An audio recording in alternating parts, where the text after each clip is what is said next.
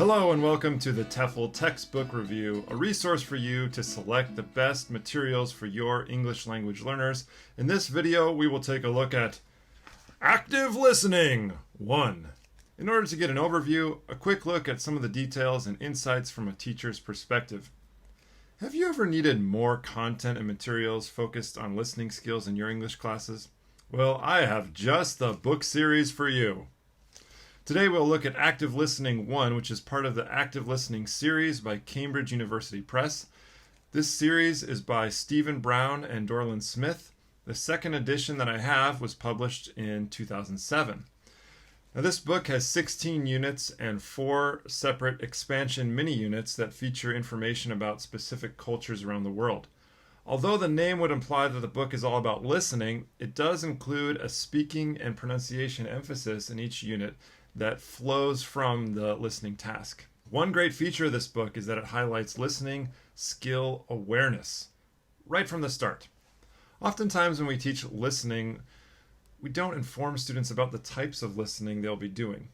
So even students preparing for an IELTS exam are often unaware of the types of listening that the test is targeting.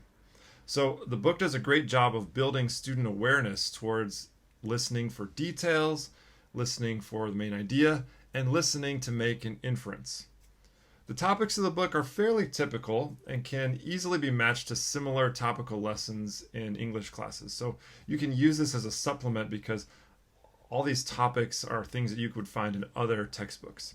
If you have the privilege of teaching a specific listening course, this would be a great book. But this can also be used just in a 4 skills class just to reinforce listening. So let's take a look at Unit 3, which is about listening for numbers.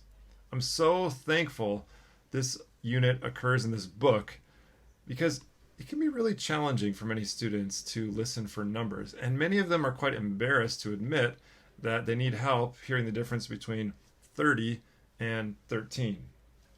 So in this lesson, students listen for phone numbers, dates, and scores. I also really like that each activity is labeled with the type of listening that will be required.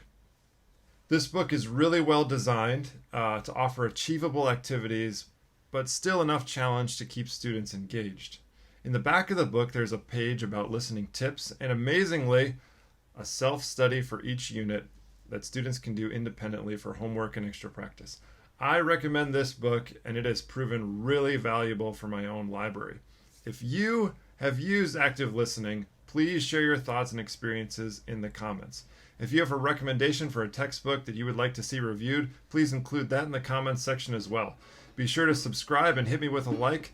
I'm Scott Gross, and I will see you in the next TEFL textbook review.